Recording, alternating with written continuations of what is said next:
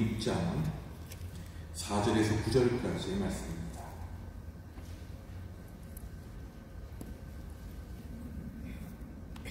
신명기 6장 4절에서 9절까지 말씀 우리 한 절씩 교독하시겠습니다. 이스라엘아 들으라. 우리 하나님 여호와는 오직 유일한 여호와이시니 마음을 다하고 뜻을 다하고 힘을 다하여 내 하나님 여호와를 사랑하라. 오늘 내가 내게 명하는 이 말씀을 너는 마음에 새기고 내 자녀에게 부지런히 가르치며 집에 앉았을 때든지 길을 갈 때든지 누워있을 때든지 일어날 때든지 이 말씀을 강론할 것이며 너는 또 그것을 내 손목에 매어 기호를 삼으며 내 미간에 붙여 표로 삼고 또 내 집 문설주와 바깥문에 기록할지니라. 아멘. 오늘도 하나님 보내신 성문에서 승리하셨습니까? 집 한 발자국도 안 나갔다 오신 분들도 계실 거예요. 그죠? 그렇게 하면 어떻게 적용해야 되나 궁금하실 수도 있겠습니다만 우리가 살아 숨쉬고 사람을 만나는 삶은 결국 성문에서의 삶일 수밖에 없다는 걸 느낍니다.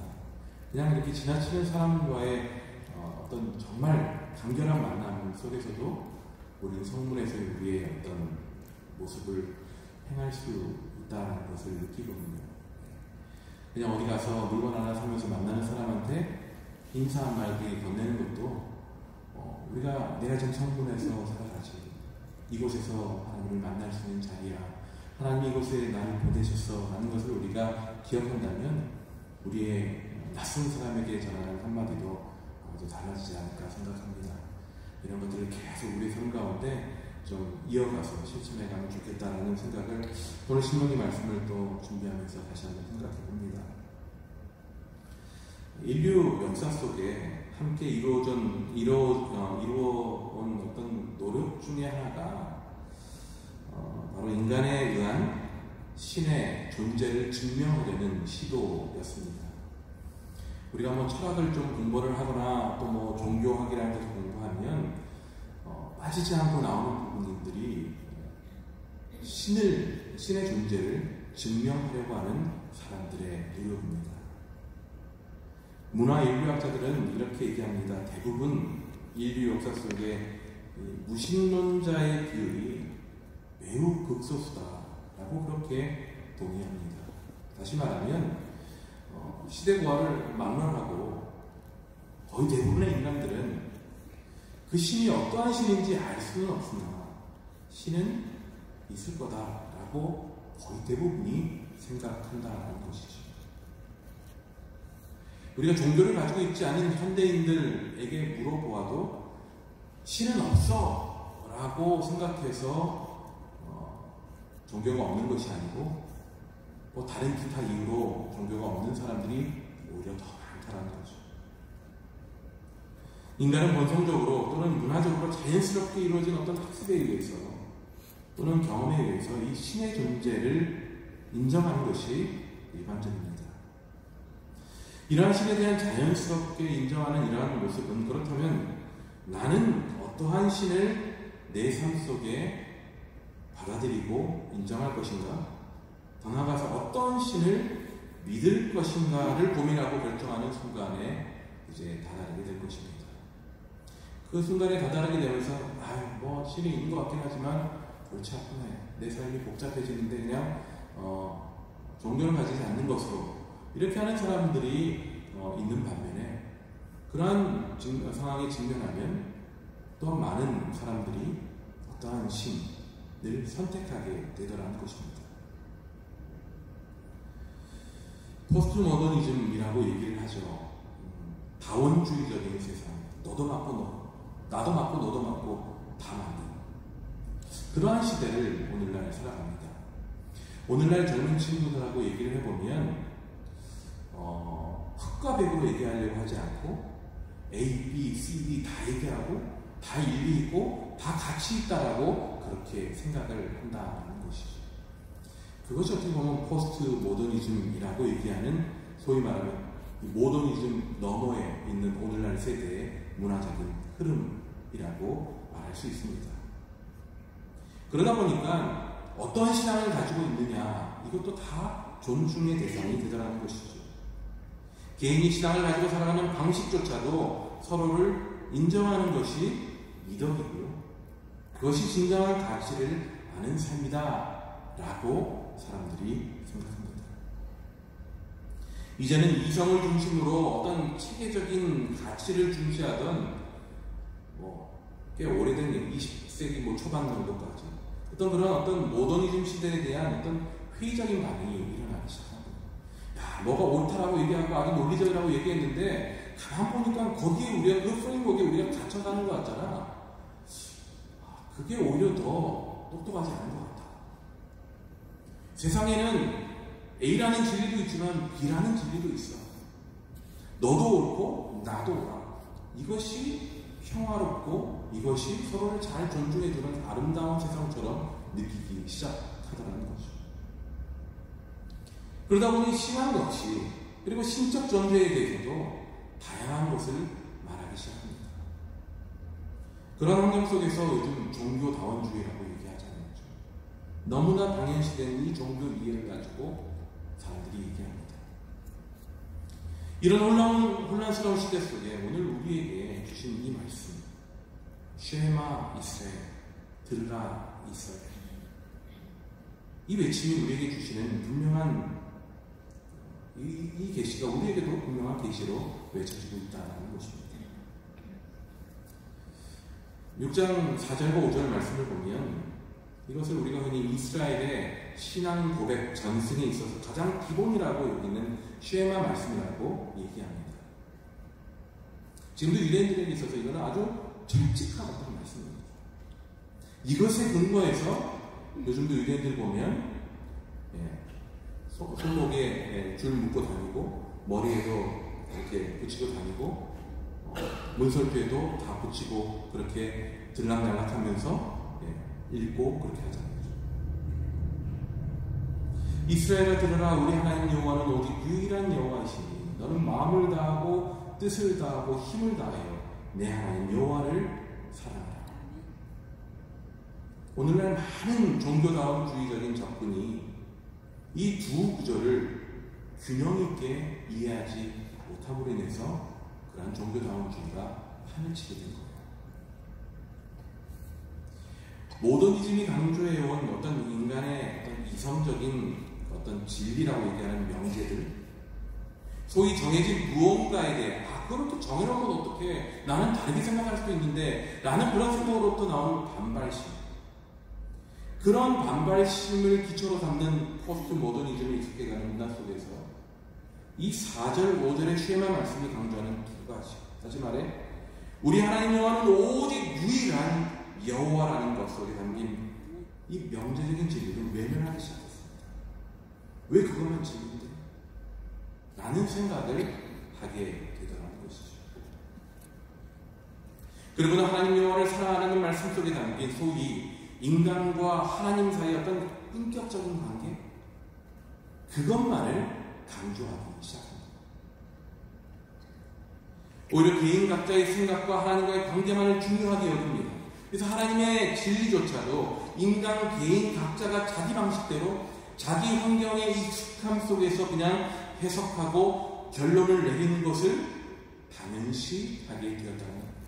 하나님은 한 분 하나님이시다라는 그 진리를 싹 옆으로 밀어버리고 하나님과 나와의 어떤 그런 친밀한 인격적인 관계, 야, 요거는 참 좋네 라고 생각하면서 여기에 초점을 맞추기 시작합니다. 그러니까 하나님과 나 사이의 관계 속에 깊어지다 보니까 내가 판단하고 내가 해석하고 내가 이해하는 것, 그것을 하나님께서 오케이라고 생각하고 그렇게 하나님과 관계가 깊어진다라고 생각합니다. 하나님은 오직 하나님, 한 분 하나님이시라는 이 대명제는 제쳐버린 채 자기들만의 방식으로 자기들만의 하나님을 섬기기 시작했다는 거죠. 그래서 오늘 보면 4절, 5절 쉐마 말씀에서도 분명히 확인할 수 있듯이 성경은 두 가지를 분명하게 강조하고 있습니다. 명제적인 진리가 선포되고 동시에 그 진리 안에서 하나님과의 친밀한 관계가 세워가는 그런 복된 관계를 말씀해주고 있는 것이죠. 그중 첫 번째 해당하는 명제적 진리가 바로 우리 하나님 여호와는 오직 유일한 여호와이시니 라는 4절의 말씀입니다. 히브리어 원어 원문에는요 동사가 없어요. 히브리어는 단순히 서술 형태일 경우에는 우리가 흔히 영어는 to be라고 그러잖아요. 비동사, 한국말로는 뭐뭐이다 이런 것이 생략되어 있어요. 그렇기 때문에 그런 경우가 많기 때문에 4절도 원문을 보면 야 뭐뭐이다가 어디에 들어갈까 라는 해석의 차이가 생길 수밖에 없어요. 뭐뭐이다가 2번 들어갈 수도 있고요. 뭐뭐이다가 1번 들어갈 수도 있어요. 그거에 따라 학자들마다 저 4절 원어를 어떻게 실제 오늘날의 언어로 해석할 것인가 라는 이견들이 많이 존재합니다. 그 중에 대표적인 한 2가지만 간단하게 소개하면요. 뭐뭐이다 라는 서술 동사를 2번 넣어서 설명할 수 있습니다. 그러면 야훼는 첫 번째는 이스라엘아 들으라 우리 하나님 여호와는 여기는 야훼는 우리 하나님이다 라는 것으로 하나가 설명할 수 있고요. 그러고 난 다음에 야훼는 하나이다 이렇게 해석할 수도 있어요. 근데 학자들은 대단해요. 이걸 꼼꼼히 다 이제 공부하는 거죠. 구약에 보면 바로 야훼는 우리 하나님이다 라는 그러한 표현이 거의 없다라는 거예요. 그러니까 그렇게 표현하기보다는 오히려 뒷부분, 앞부분은 야훼 우리 하나님 그리고 그 야훼는 하나이다 이렇게 뭐뭐이다를 한 번만 넣어서 해석하는 것이 이 원어를 제대로 해석하는 방법이다라고 제시하는 학자들이 대다수입니다. 다시 한번 말씀드릴게요. 그러니까 이 4절을 이렇게 해석할 수 있습니다. 야훼 우리 하나님 그 야훼는 하나이시다. 핵심이 뭘까요? 야훼는 하나이다. 여호와는 하나이다라는 것이죠. 그러면 야훼는 하나이다라는 이 표현을 통해 말하려고 하는 것이 무엇이길래 이것을 이렇게 표현했을까요? 우리가 앞선 장면에서 여러 번 살펴봤습니다만 하나님의 비교 불가능성, 하나님의 어떤 특별함 이런 것들을 우리가 여러 번 설명해 왔죠. 그런 의미에서 하나님의 어떤 특별함을 말하는 어떤 유일성, 하나님의 특별함 때문에 유일하고 하나됨을 말하는 것일까? 라는 추측을 해볼 수도 있습니다. 근데 앞서서 하나님의 특별함, 하나님의 어떤 비교 불가능하신 특별함을 얘기하는 설명하는 방식과는 지금 표현되어진 방식이 너무 다르다는 거예요. 그래서 좀 더 다른 의미로 생각해 보게 합니다. 가나안의 이제 산지에 있을 수많은 어떤 신들, 그들과는 전혀 다른 존재임을 하나님께서 드러내시고자 하시는 의도일 거라는 그런 해석이 가능하다는 거죠. 다시 말해 우리 하나님 야훼는 하나이신 하나님이다. 이제 가나안에 들어가면 막 여러 신들이 있을 거 아니야. 바알을 비롯해서 여러 신들이 있을 건데 너희들이 아무리 많은 신을 보고 아무리 많은 신상들을 보아도 오직 한 분 야훼는 오직 한 분밖에 없다. 여호와는 오직 한 분밖에 없다라는 것을 이제 가나안에 들어가기 직전인 그들에게 하나님은 말씀해 주신 것입니다. 야훼는 그 하나님의 고유한 이름인 것입니다. 어느 동네 신들까지도 다 붙여다 쓸 수 있는 이름이 아닌 거예요. 오늘날 종교다원주의에서 말하는 소위 신 하나님은 어찌 보면 매우 추상적이고 비인격적인 존재입니다. 소위 그 하위 신적 존재를 품는 어떤 굉장히 추상적인 존재로 그들은 신을 이해합니다. 유대교의 야훼, 기독교의 예수 그리스도, 이슬람의 알라, 힌두의 브라만, 어떤 이러한 우리들이 말하는 이런 어떤 신들 역시 이 종교다원주의적인 관점에서는 그 모든 신들을 아우르는 저 산 꼭대기에 있는 하나의 신, 하지만 매우 추상적이고 실체 없어 보이는 존재에 대해서도 불명확한 그 신의 밑에 있는, 다시 말하면 그 신에게 갈 수 있도록 이어지는 존재들로 생각한다는 거죠. 산 꼭대기 정상에 오르는데 이리로 가나 저리로 가나 똑같다라고 얘기하는 것, 제가 저번에도 말씀드렸습니다만 그런 식이 바로 종교다원주의의 초점이라는 거죠. 하지만 올라가봐야 그들이 만나게 되는 신은, 그들이 생각하는 신은 매우 추상적이고 붕 떠있는 신들에 대한 이해라는 거예요. 너희들이 믿고 너희들이 의지할 존재, 그 신, 여기서 말하는 신, 이 하나님은 오직 한 분밖에 없다는 것을 이들에게 가르쳐주고 계시는 것이죠. 더불어 오직 유일한 여호와, 즉 여호와는 하나다라는 것은 하나님의 의지나 목적이 일치한다는 것을 또한 의미할 수도 있습니다.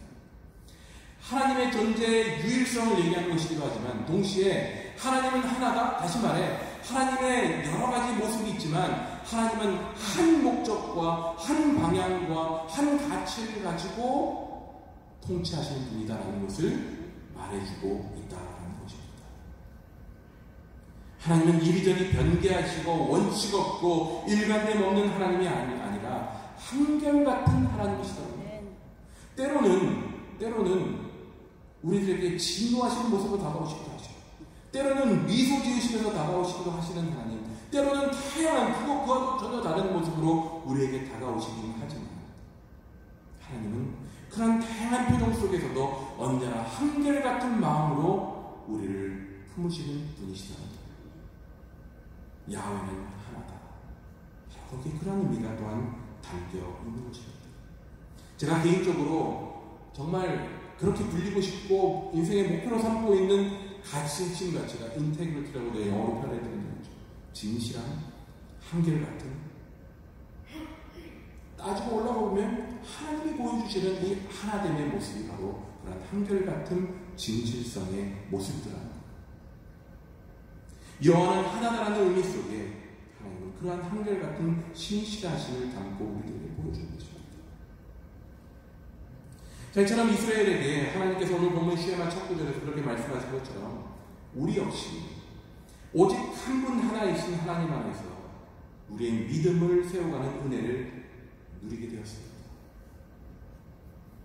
세상은 수많은 다른 길들을 얘기하고 그것만이 전부가 아니야 라고 얘기하는 그 수많은 유혹 속에서도 우리는 오직 한 분이신 하나님을 바라보고 여기까지 왔다는 것이죠. 그것이 은혜라는 것입니다. 그리고 이어 5절에서 말씀하시는 시에마의 두 번째 부분을 통해 그러한 은혜가 명제적인 진리, 다시 말해 여호와는 하나다라는 진리 안에서 하나님과 깊은 관계, 인격적인 관계를 통해 구체화되고 풍성해진다는 것을 말씀해주고 있습니다. 하나님이 하나인 것이 우리에게 어떤 의미가 있는가를 바로 이 5절 말씀을 우리가 어떻게 따라 살아가느냐에 따라 결정되어진다. 우리에게 그렇게 다가온다는 것을 말씀해 줍니다. 5절에서 이렇게 말씀하죠. 너는 마음을 다하고 뜻을 다하고 힘을 다하여 내 하나님 여호와를 사랑하라. 아멘. 하나님을 사랑하라. 여러분, 하나님을 어떻게 사랑하십니까? 이 하나님을 사랑하라는 이 명령은 사실 신명기에서 하나님께서 이스라엘 백성들로부터 기대하는 모습 중에 가장 자주 표현되어진 방법이 하나님을 사랑하라는 표현이에요. 한 분 하나님 되어주심에 걸맞는 하나님의 백성에 마땅한 삶이 바로 하나님을 사랑하는 삶이라는 거죠. 그렇다면 하나님을 사랑하는 것이 어떻게 가능할까요? 이는 곧 하나님께 순종하라는 명령과 함께 연결되어집니다. 실상 동일한 표현이라고 해도 과언이 아니겠죠. 이는 곧 하나님을 사랑한다는 것이 우리가 흔히 연결지어 생각하는 어떤 감성적인 것과는 분명히 구별되어집니다. 여러분, 여기서 우리가 오해하기 쉬운 부분인데 분명히 해야 됩니다. 사랑하라고 명령하셨잖아요. 여러분, 누가 여러분들에게 누구 사랑해 라고 하면 여러분들 명령하면 그거 그대로 하실 수 있습니까? 사랑이 우리가 생각하는 감정적 사랑과는 분명히 다르다는 것을 우리가 짐작할 수 있습니다. 사랑은 하라고 명령해서 할 수 있는 것이 아니죠. 우리가 누구를 사랑한다는 것이 그저 마음먹은 대로 누군가의 명령에 따라 이루어질 수만은 없습니다. 그럼에도 5절 말씀처럼 마음을 다하고 뜻을 다하고 힘을 다하여 내 하나님 여호와를 사랑하라라고 명령하셨다는 것은 분명히 사랑이 감정적인 것과는 다른 차원의 무언가가 있다라는 것이죠. 그런 의미에서 하나님을 사랑한다는 것은 하나님께서 말씀하신 것을 겸허히 듣고 잘 이해하고 주의 깊게 마음에 품고 따르고 하나씩 하나씩 순종하는 그런 실천으로 이어져야 한다는 것을 말하는 것입니다. 이렇게 하나님의 말씀에 순종함으로 사랑을 이루어갈 때 전제하는 세 가지가 따라오고 있죠. 그냥 사랑하라고 얘기하지 않으시고 너는 마음을 다하고 뜻을 다하고 힘을 다해서 사랑하라. 무슨 말인지 대충 의미가 이해가 되지 않습니까? 네? 하나씩 한번 잠깐씩 해볼게요. 앞서서 하나 되어주신 하나님, 그리고 한결같음으로 신실하신 하나님께 우리가 드려야 될 사랑의 방식이 결코 대충 부분적으로 드려질 수 있는 것이 아니다라는 것을 그렇게 말씀해 주고 계십니다. 하나님은 헷갈리지 않게 한 분 하나님으로 정말 그분만 붙잡으면 될 수 있도록 한 분 하나님으로 우리에게 다가오셨는데 우리는 그냥 대충 그냥 부분적으로 그냥 그렇게 사랑하고 말씀에 순종하며 살아가는 것, 그런 뭔가 앞뒤가 안 맞는다는 거죠. 히브리어로 마음은 레바브라는 단어입니다. 레바브. 이 단어는 우리가 흔히 마음을 생각할 때 우리가 흔히 떠올리는, 아까 사랑 얘기할 때도 제가 감성적인 것, 감정적인 거 말씀드렸습니다만, 마음하면 왠지 좀 감정적인 것을 우리가 좀 생각하게 되지 않습니까? 우리 흔히 내 마음이 상했다 라고 얘기할 때 어떤 경우 나의 감정이 상했다 얘기할 때 나 마음 상했어 라고 얘기하잖아요. 근데 그런 마음의 의미가 아니라는 거예요. 오히려 여기서 말하는 레바브라는 이 히브리어의 이 마음의 의미는 그런 감정적인 의미라기보다는 오히려 반대되는 지적인 측면, 의지적인 면을 강조하는 것이 마음입니다. 의지적입니다.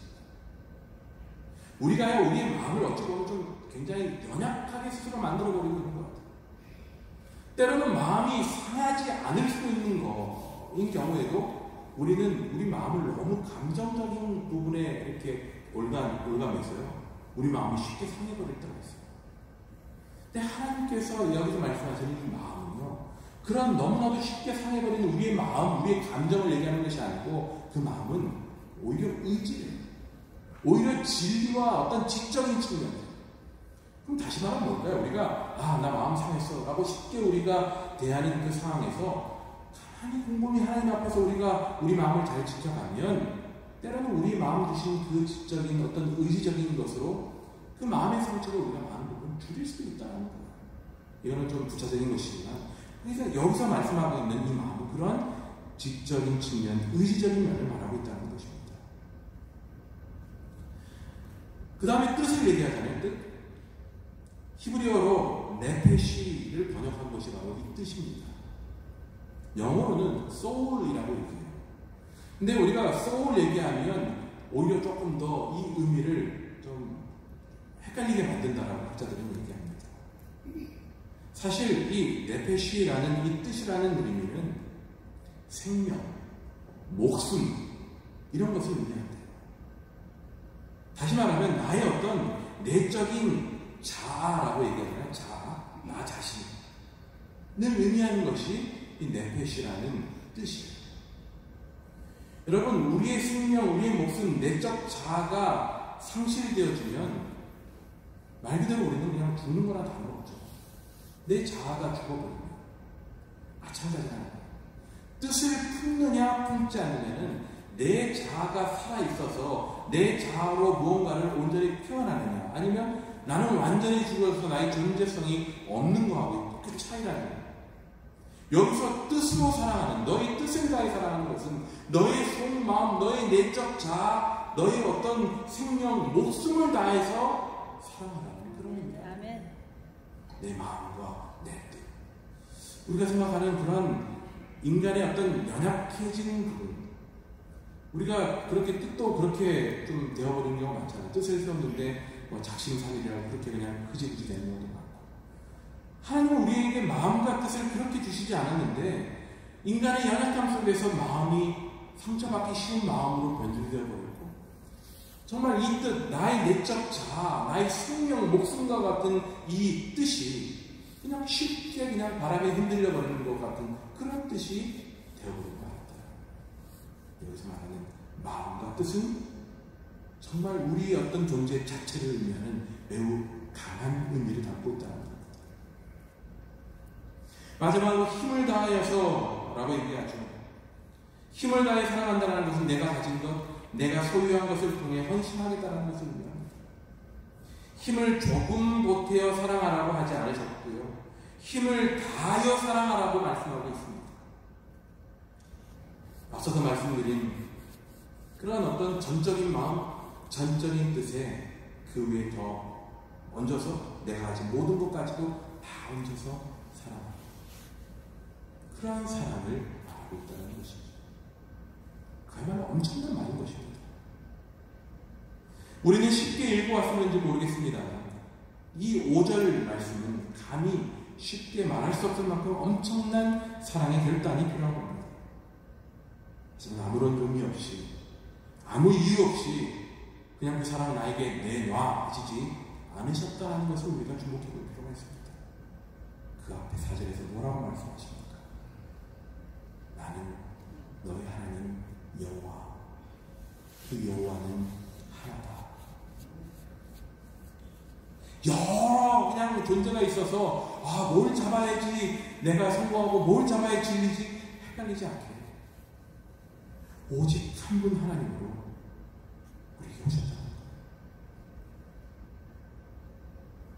그 하나님께서 우리를 약속의 백성으로 포기함 없는 사랑의 대상으로 우리를 삼아주셨습니다.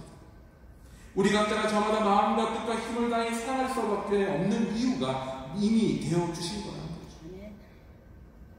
가나안이라는 수많은 신들과 거짓된 우상들이 가득한 그 땅 위에서 오직 한 분 되시는 하나님만을 그들이 알아야 했고 그 한 분 하나님만을 섬겨야 했습니다.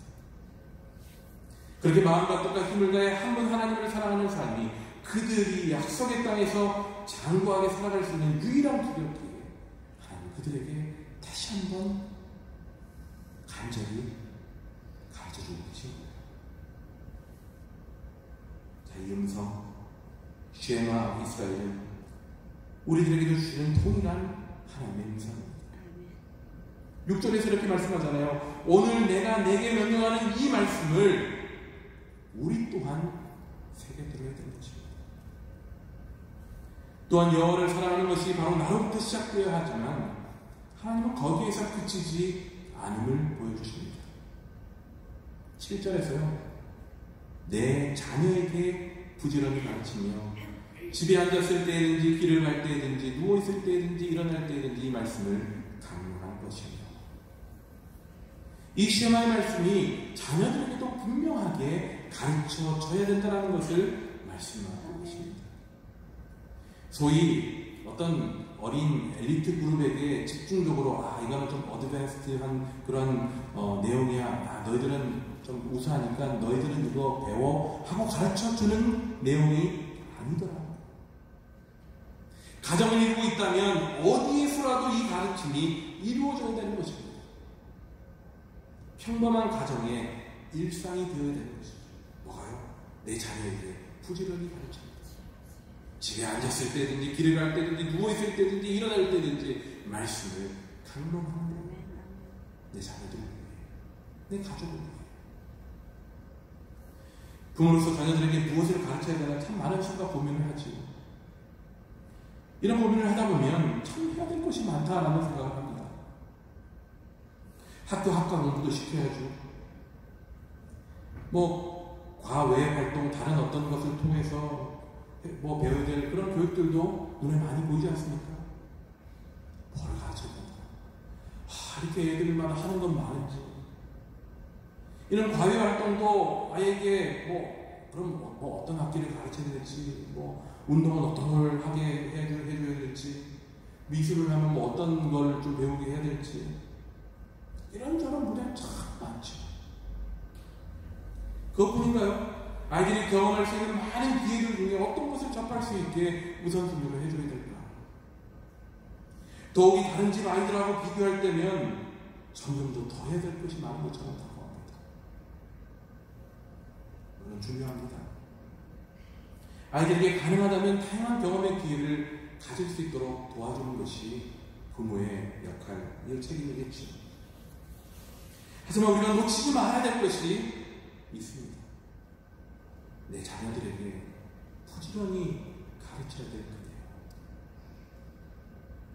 그것은 야훼는 하나다라는 진리였습니다. 여러분, 복잡한 게 아니었어요. 야훼는 하나다라는 진리였습니다. 한 분 하나님을 마음과 뜻과 힘을 다해 사랑하는 것이었어요. 하나님의 말씀에 순종하는 삶을 최선을 다해 살라는 가르치는 것이죠. 그것이 분주할 수밖에 없는 자녀 양육 속에서의 가장 중심이 되어져야 되는 것이라는 것입니다. 이것을 놓치면 안 돼요. 그렇지 않겠습니까? 저도 지금 저희 아버지 어머니께 참 감사한 것은 양육해 가시면서 가장 중심에 하나님을 예배하는 삶, 하나님을 알아가는 것에 초점을 맞출 수 있도록 이끌어 주셨다는 것. 제가 옛날에 한번 말씀드린 적이 있는데, 저는 어릴 때 저희 의지로 교회를 다닐 수 있게 된 그때부터 성인이 될 때까지 주일 예배를 한 번도 빠져본 적이 없어요. 저희 어머니가 그건 정말 철저하게 지키셨어요. 친구들 막 주일마다 어디 학교에서 어디 가고 이런 거 너무 가고 싶죠. 다 포기했어요. 다른 것들은 충분치 않은 환경이었을 수도 있겠지만 정말 믿음 안에 설 수 있도록 그렇게 가르쳐 주셨던 것들은 정말 지금도 있어요. 우리 삶 가운데 가장 중심이 되어야 될 가르침, 그것은 바로 이 진리. 하나님은 한 분이시고 다른 데 눈 돌릴 필요가 없다는 것이죠. 하나님 한 분만을 바라볼 수 있도록 도와주는 거죠. 율법적으로 가르치라는 것이 아닙니다. 아이들의 마음속에, 우리 자녀들 속에 한 분 하나님만을 바라볼 수 있는 마음을 끊임없이 불어넣어주는 거죠. 아마 자녀들이나 우리 손주, 손자들의 어떤 특성에 따라 그렇게 그 하나님을 소개해주는 방법이 다양할 수도 있을 거예요. 옛날에는 너무 일반적으로 이렇게 가르쳤잖아요. 근데 지금 아마 다양한 교육의 방법들이 있을 것입니다. 어떤 방법이 좋고 나쁜 게 아니고 가장 중요한 것은 하나님의 한 분됨을 우리 자녀들에게 가르치는 것. 그것이 가장 중요하다는 것을 잊지 않는 것이라는 거죠. 8절과 9절에서 이렇게 말합니다. 너는 또 그것을 내 손목에 매어 기호를 삼으며 내 미간에 붙여 표로 삼고 또 내 집 문설주와 바깥문에 기록할지니라. 이로써 이스라엘이 기억하고 가르쳐야 될 두 가지 중심되는 어떻게 계속 확장되어져야 되는지를 더 구체적으로 설명해 줍니다. 내 손목에 매고요, 내 미간에 붙인다는 것은 무슨 노력일까요? 나 자신의 노력입니다. 내가 그것을 보고 그것을 내가 기억하는 거죠. 내 집 문설주에 기록한다는 것은 무슨 의미입니까? 우리 가정과 우리 교회가 바로 그 하나님의 가르침, 그 진리를 기억하겠다는 것이죠. 그리고 마지막으로 바깥문에 기록하라는 것은 무엇입니까? 가정의 담장, 교회의 담장을 넘어 세상을 향해 이것이 이어져 가야 된다는 것을 의미하는 것입니다. 성문이 중요한 이유가 바로 하나님께서 이렇게 확장시켜 가시다는 이유 때문인 것이죠. 하나님은 한 분 하나님이시며 그 하나님의 말씀에 순종함으로 하나님을 사랑하라는 이 분명한 삶의 가치를 나 자신과 가정, 교회와 사회에 이르기까지 이어가야 하는 것입니다. 이러한 일들이 이루어져 가야 할 가나안에 이스라엘을 이제 세우려고 하셨듯이 지금 우리가 살아가는 각자의 삶의 자리에 가정과 교회, 일터와 사회 가운데 우리를 세우셨습니다. 우리는 분명 기억해야 됩니다. 이스라엘 백성들에게 가르쳐주려 했던 이 마음, 이 두 가지를 우리도 기억하고 그 자리에 서야 될 것입니다. 분이시다. 세상에 수많은 가치가 얘기되어지고 세상에 수많은 진리라 얘기하는 것들이 이야기되어지고 세상에 상복되게 올라갈 수 있는 수많은 이야기들이 올지라도 우리에게는 오직 한 길밖에 없다는 것을 기억해야 되는 것입니다. 그리고 그 한 길을 걸어 올라가기 위해 하나님의 말씀에 온전히 마음과 뜻과 힘 다해 순종하는 그 삶을 우리는 늘 기억해야 될 것입니다. 하나님 우리에게 격려하십니다. 여전히 저를 포함한 우리 모두가 주님 보시기엔 부족한 투성이겠죠. 여전히 하나님 한 분량을 보기보다는 다른 것에 눈 돌릴 수밖에 없는 연약한 존재입니다. 마음과 뜻, 힘 다하기보다는 어느 정도만 쓰고 나머지는 다른 것 위해 쓰려고 내놓을 때가 있는 저 자신을 고백하지 않을 수 없습니다. 하지만 오늘 이 쉐마 이스라엘 말씀을 통해 우리에게 다시 한번 격려해 주십니다. 기억하라. 들으라. 이것이 너희들이 기억하고 품고 살아야 될 삶의 기초이다. 믿음의 기초이다 말씀하시는 주님께서 잊지 않으시는 저와 모두가 되시기를 간절히 소원하고 축복합니다.